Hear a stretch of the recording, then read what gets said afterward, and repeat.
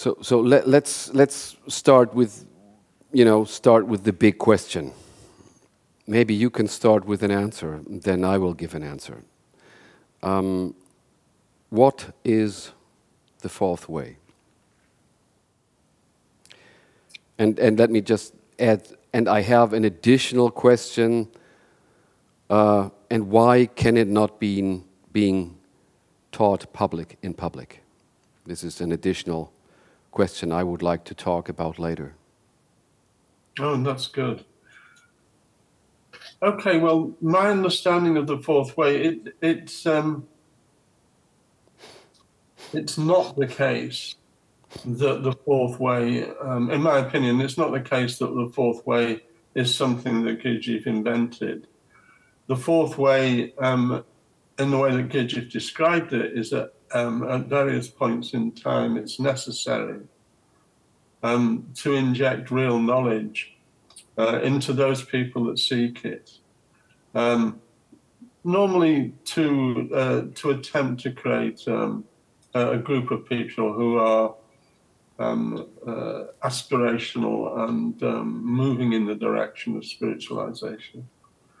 And the times at which that emerges, it's clear to me, for instance, in reading history, that something like that was going on in England at the time of Shakespeare. Something like that was going on in Florence at the time of Michelangelo and Leonardo da Vinci. There were various things that were going on in what we could think of as the Dark Ages in various monasteries that were really unusual. There were various things that were going on in the deserts in the first couple of centuries after Christ that were, based upon inner techniques.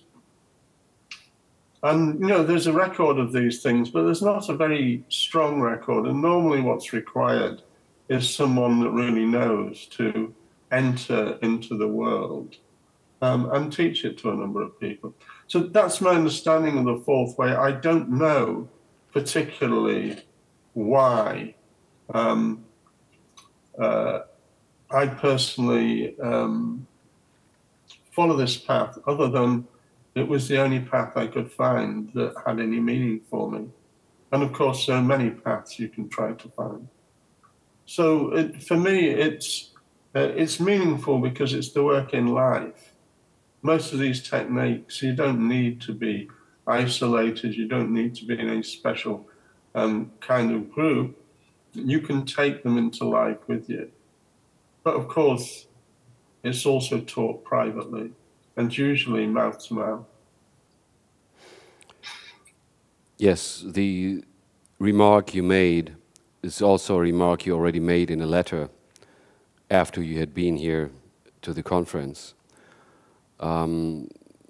Something very simple. You said, I don't believe Gurdjieff invented the fourth way. So this is very important to my understanding, because this brings us to the understanding of the fourth way, not linked to Gurdjieff, but as a universal path and a universal understanding of, which is part of what I call the eternal philosophy, eternal wisdom knowledge. So let us start maybe with what I call a negative approach, okay? The negative approach. What does it mean? Well, the negative approach is, first of all, to understand what it's not. So if there is a fourth way, it means that there have to be three other ways. This is important, you see? So there have to be three ways prior to the fourth way. Otherwise, it wouldn't be called the fourth way. In other words, it needs an intimate knowledge, and I'm not talking about intellectual knowledge, but I'm talking about a path that has been experienced. It needs intimate knowledge of the first three ways, their limitations, and their distortions. See, I will write a book with the title of The Fourth Movement. So this, of course, is linked to the fourth way and the universal wisdom of the fourth principle. So this implies the knowledge of three movements that I call the three movements of, in Gurdjieff's words, I would call it the three movements of the machine.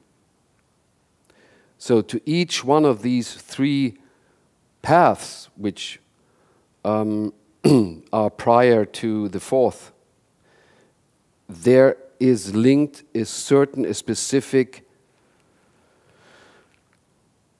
pseudo-reality of mind, which I call a specific movement of mind. So this, to my understanding, this is very important. In other words, so if we have, there has to be a transcendence of the first three paths.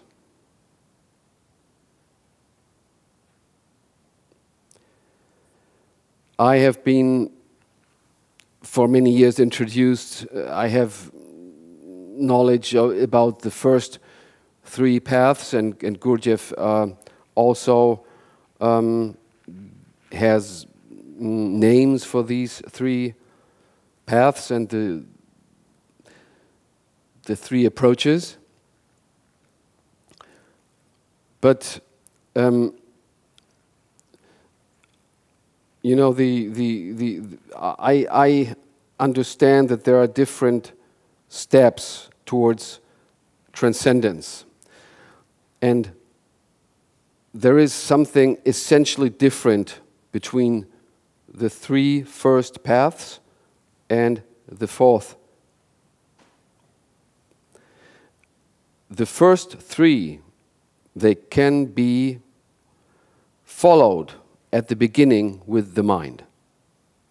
You know, if someone wants to follow, I'm using different terms, for example, you know, Indian terms, like, which are linked to these first three paths, like Bhakti Yoga, Jnana Yoga, and Karma Yoga. You know, these are linked to the first three paths. So, if someone decides, and which is usually according to his own preferences, not according to his dislikes or obstacles,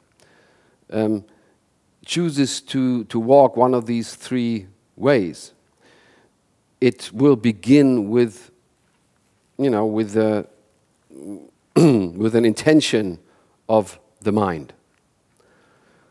And then every path is beginning with the mind. You know, someone has ideas, the mind, the machine is working, and I'm starting to approach with the mind. The fourth way, though, is, I would call it a transcendent path, and a path that can only be walked with no mind. It cannot be understood. It cannot be understood. People who try to understand the fourth way, for example, and they try to read Gurdjieff's literature, and after having read a whole book, even such an excellent book, which is excellently structured, like Ouspensky's, not the fourth way, but, you know, In Search of the Miraculous. After reading this book, still the mind hasn't understood what is the fourth way. I mean, you know, I can understand, yes, there are many different techniques and things, but what is the fourth way? It remains unclear to the mind. This is because the mind has no capacity to understand and to approach really the essence of the fourth way. I would, let me finish this.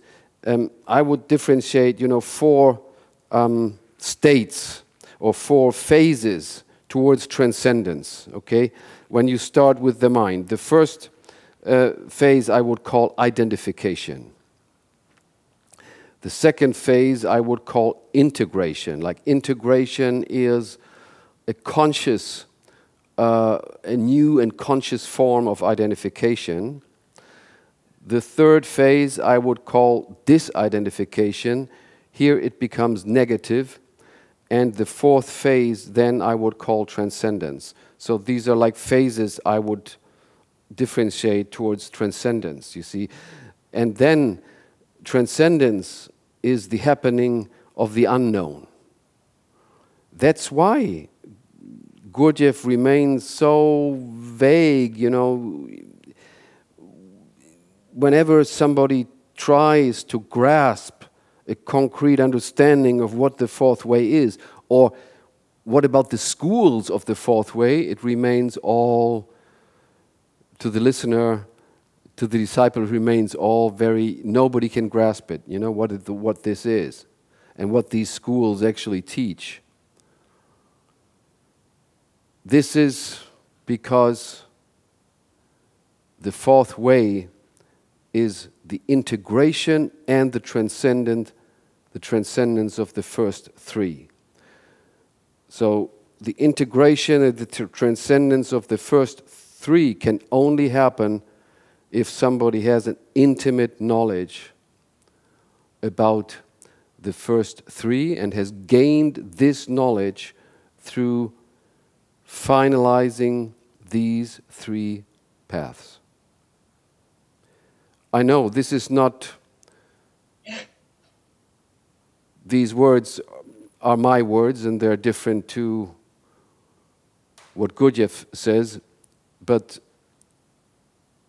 it's universal knowledge. It's not Gurdjieff's path. He was just one master who transmitted this universal knowledge.